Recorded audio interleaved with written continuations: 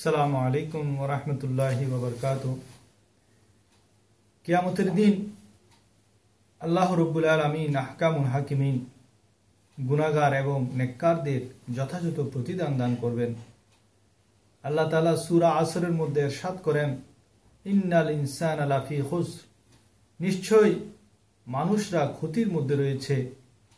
এই আয়াতের ব্যাখ্যায় মুফাসসিরিন ইকরাম বলেন, এক একজন এক এক কথা বলেন, মানুষ কিভাবে ক্ষতির মধ্যে রয়েছে, কিভাবে ক্ষতির দিকে অগ্রসর হচ্ছে, এই বিষয়টি বোঝার জন্য এক মুফাসসির এর ব্যাখ্যা করতে গিয়ে বলেন যে আল্লাহ রাব্বুল আলামিন আহকামুল হাকিমিন আমাদেরকে যে হায়াতটা দিয়েছেন, এই হায়াতটা হলো নির্ধারিত।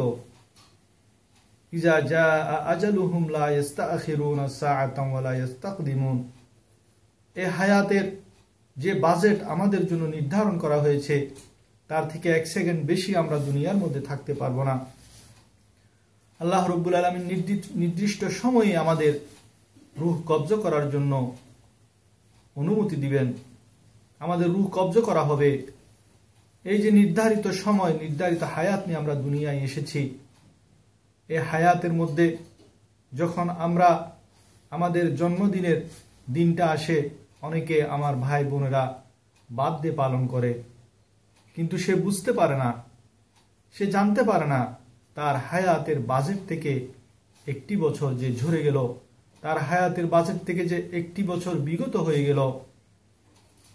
তেমনিভাবে অনেকে হ্যাপি নিউ ইয়ার, নববর্ষ পালন করে, সে চিন্তা করে না আমার হায়াত থেকে একটি বছর ঝরে গেল, এই একটি বছরে আমি কি কামাই করেছি, আমার দিকে তো মৃত্যু ধাবিত হয়েছে, মৃত্যু আমার দিকে দৌড়ে দৌড়ে আসছে, এক একটি বছর আমার হায়াত থেকে মাইনাস হয়ে যাচ্ছে। এই হায়াতটাকে আমি কি কাজে লাগিয়েছি, আমি কি কোনো ভালো কাজে লাগাতে পেরেছি? আর যদি লাগাতে না পারে তাহলে তো আমার আফসোস করার কথা। এখানে হ্যাপি বার্থডে বলে আমার আনন্দ করার কিছুই নেই, হ্যাপি নিউ ইয়ার বলে আমার আনন্দ করার কিছুই নেই। সেজন্য ওই সমস্ত ব্যক্তি ক্ষতির মধ্যে রয়েছে যারা তাদের এই নির্ধারিত নির্দিষ্ট সীমিত হায়াতটাকে কাজে লাগাতে পারছে না। এই সীমিত হায়াতটাকে তারা কাজে লাগিয়ে আখেরাতের জন্য, দীর্ঘ যে হায়াত আখেরাতের, সে হায়াতের জন্য নিজেদেরকে প্রস্তুত করতে পারছে না। তাদের জন্যই ক্ষতি, তাদের জন্য আল্লাহ তাআলা বলেছেন ইন্নাল ইনসানা লাফি খুসর, মানুষ ক্ষতির মধ্যে রয়েছে। সত্যই আমরা ক্ষতির মধ্যে ডুবে আছি। আমরা কেউ চিন্তাও করি না যে এক একটা মুহূর্ত, এক একটা শ্বাস আমার যে বের হচ্ছে, সেই শ্বাসটা আমার হায়াতের বাজেটের শ্বাস মাইনাস হয়ে যাচ্ছে। সুপ্রিয় সুধী মণ্ডলী, কাল কিয়ামতের ময়দানে যখন গুনাহগারগণ তাদের গুনার হিসাব পাবে, তাদের গুনার যাজা পাবে, তাদের গুনার শাস্তি পাবে, তখন তারা আফসোস করবে, হায় আমি কি করলাম, আমি আমার এই সুন্দর জীবনটাকে কেন গুনার মধ্যে কাটিয়ে দিলাম, আমার এই নির্ধারিত হায়াতটাকে কি জন্য আমি দুনিয়ার মধ্যে গুনার মধ্যে মসরুফ রেখেছিলাম, আজ আমাকে সাজা ভোগ করতে হচ্ছে। এই সাজা তো থামার নয়, এই সাজা শেষ হওয়ার নয়। সে তখন আফসোস করতে থাকবে। তেমনিভাবে যারা নেককার সেদিন তারাও আফসোস করবে, তারা চিন্তা করবে, হায় আমি দুনিয়াতে কেন বেহুদা সময় নষ্ট করেছিলাম, বেহুদা গল্প গুজব করেছিলাম, আমি মসজিদের আজান হওয়ার পরেও কেন বেহুদা নিউজ দেখার নামে টিভির পর্দায় চোখ রেখেছিলাম, কেন আমি বেহুদা আড্ডাবাজি করেছিলাম, চায়ের আড্ডায় বসেছিলাম, কেন আমি বেহুদা টিভির পর্দায় এই সমস্ত নাটক সিনেমার মধ্যে ডুবেছিলাম।